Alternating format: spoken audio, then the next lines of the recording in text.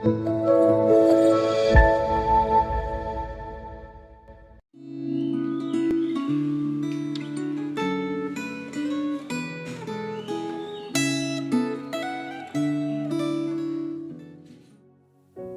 saudara-saudari terkasih di dalam Kristus.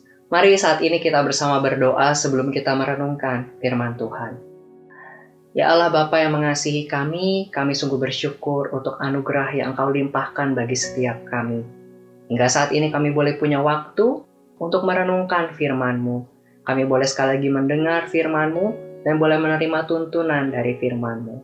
Ya Tuhan, kiranya Engkau yang saat ini menenangkan hati kami dan mengarahkan pikiran kami hanya kepadamu saja. Terima kasih ya Tuhan. Hanya dalam nama anak-Mu Yesus Kristus, kami bersyukur dan berdoa. Amin. Saudara-saudari sekalian, renungan kita hari ini diberi tema dosa sudah biasa karena sudah biasa berdosa. Teks hari ini diambil dari 1 Raja-Raja pasal yang ke-16, ayat yang ke-21 sampai 34. Dan saat ini saya akan terlebih dahulu membacakan beberapa ayat, yaitu di ayat yang ke-24 sampai 25 dan ayat 30 sampai 33. Demikian firman Tuhan. Kemudian ia, yaitu Omri, membeli gunung Samaria daripada Semer dengan 2 talenta perak. Ia mendirikan suatu kota di gunung itu dan menamainya Samaria, menurut nama Semer, pemilik gunung itu.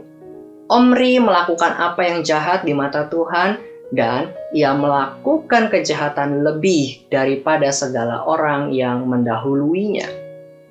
Ayat ke-30, Ahab bin Omri melakukan apa yang jahat di mata Tuhan lebih daripada semua orang yang mendahuluinya.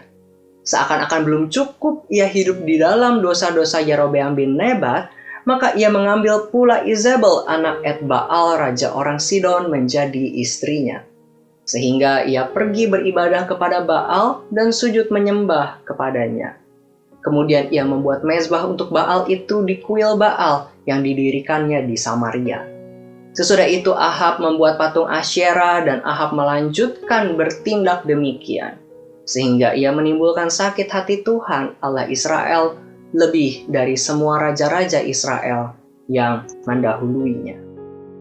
Saudara-saudari sekalian, dari 2 kisah raja hari ini yang kita baca di Alkitab kita menunjukkan kepada kita bahwa dosa, jika tidak disadari dan jika tidak ada usaha untuk meninggalkannya, maka akan sangat berbahaya bagi kehidupan kita.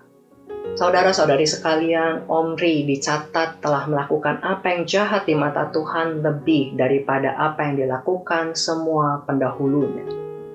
Walaupun dia sendiri telah melihat bagaimana Tuhan menghukum dan membinasakan para raja-raja yang jahat di mata Tuhan, namun sayangnya tidak ada rasa penyesalan dan pertobatan. Malah sebaliknya, Alkitab mencatat Omri melakukan dosa yang lebih besar daripada pendahulu-pendahulunya. Dalam teks hari ini dicatat Omri membeli gunung Samaria dan menjadikannya sebagai pusat penyembahan berhala. Kemudian hal ini berlanjut kepada Ahab, anak Omri, yang menggantikan ayahnya menjadi raja. Dan Alkitab mencatat ia semakin jahat, bahkan lebih jahat daripada ayahnya. Dia menikahi Izebel dan menyembah Baal, bahkan mendirikan mezbah bagi Baal di kuil di Samaria. Bahkan ia juga membuat patung bagi Asyera. Saudara-saudari, apa yang bisa kita renungkan dari firman Tuhan kita hari ini? Ada 2 hal. Yang pertama, kita harus selalu mewaspadai tentang kehadiran dosa di dalam kehidupan kita. Jika Roh Kudus menegur saudara sebelum berbuat dosa, maka jangan abaikan itu dan berhentilah. Sadari dan hindari dosa. Yang kedua, jika ada dosa dan pelanggaran, maka segeralah bertobat dan berbalik kepada Tuhan. Jika kita tidak bertobat, maka dosa akan terasa semakin biasa. Dan akhirnya semakin lama kita akan berbuat dosa yang semakin besar.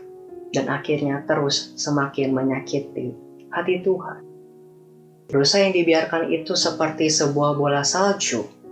Akan terus menggumpal semakin besar jika terus dibiarkan menggelinding. Pertama kali kita berdosa, kita akan sangat menyesalinya. Tapi kemudian kedua kali kita melakukan dosa yang sama, mungkin masih ada perasaan menyesal itu, namun mulai berkurang kadarnya. Hingga pada akhirnya lama-lama, kita menganggap dosa itu menjadi hal yang biasa.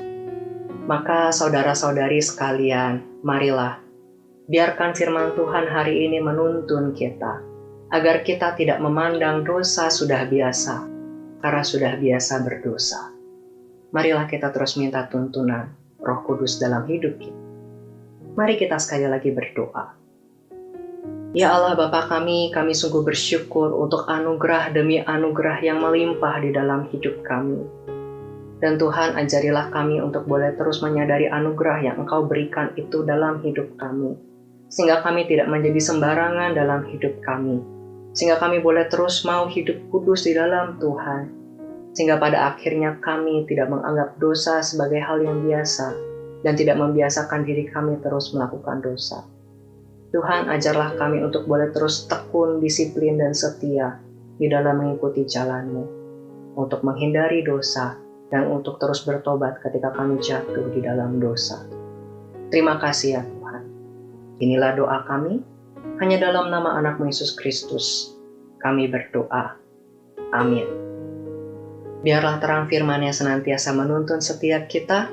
Tuhan memberkati.